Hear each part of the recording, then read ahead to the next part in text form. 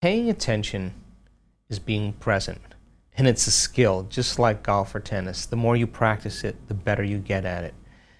And you know when someone's present with you in your life because they're paying attention to you. And you know when they're not present with you because they're not paying attention to you. So now, what's the relevance of that? Well, there's an intelligence that's giving you life that's always present.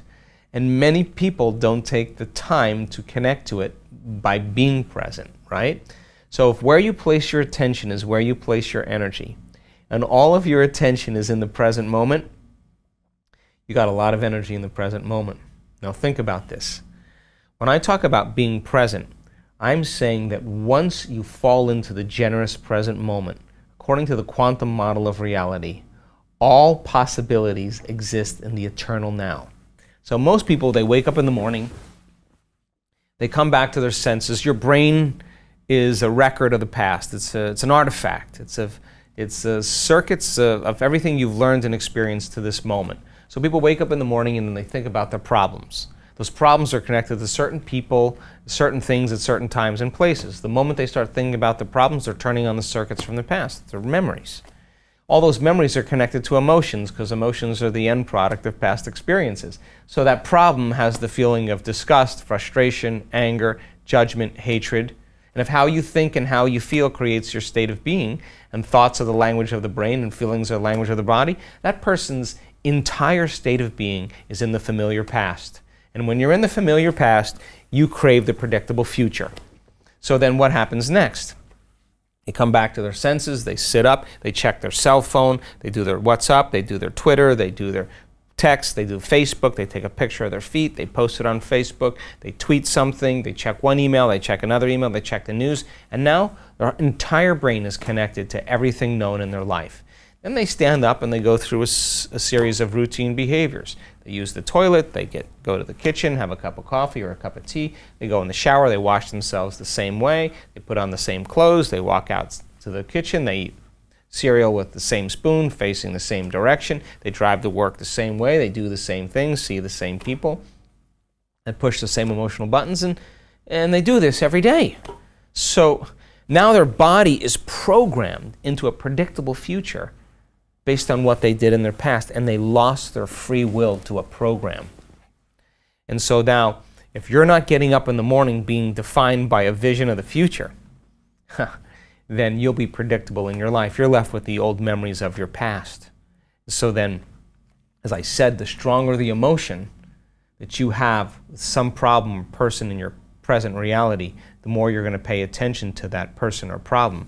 And if where you place your attention is where you place your energy, all of your energy and your attention is going to all these different people and problems and places. And now, every one of those people and problems and places has a neurological network in your brain. Throw in a little chemicals of stress, and now as you shift your attention from one person to one problem, you're activating those circuits, and if you're measuring a brain that's doing that, it's very incoherent. When the brain's incoherent, you're incoherent. So then, when I talk about the generous present moment, the person is sitting there and the body's going, well, it's 8 o'clock in the morning. You normally get pissed off, you normally get frustrated when you're in traffic. And we're on a schedule here and, well, you're not in traffic. You're sitting with your eyes closed. The body goes, well, let's just get a little irritated, right? And you make that person become aware that that feeling of irritation is the body craving that addictive emotion, and you settle the body back down into the present moment, and you unfold back into possibility. Every time you do that, you're reconditioning the body to a new mind, and you're telling it it's no longer the mind, that you're the mind. And now your will is getting greater than the program. And then the body says, well, it's 11 o'clock. This is normally when you check emails and judge everybody that sends you an email. And now you're sitting there, the body's looking to judge. And then all of a sudden you get images in your brain of your ex or your coworker or whatever. And all of a sudden you realize that that emotion is connected to them.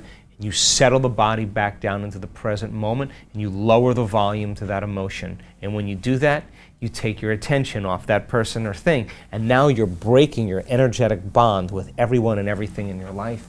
And now you're calling energy back to you. Now that is available energy to heal.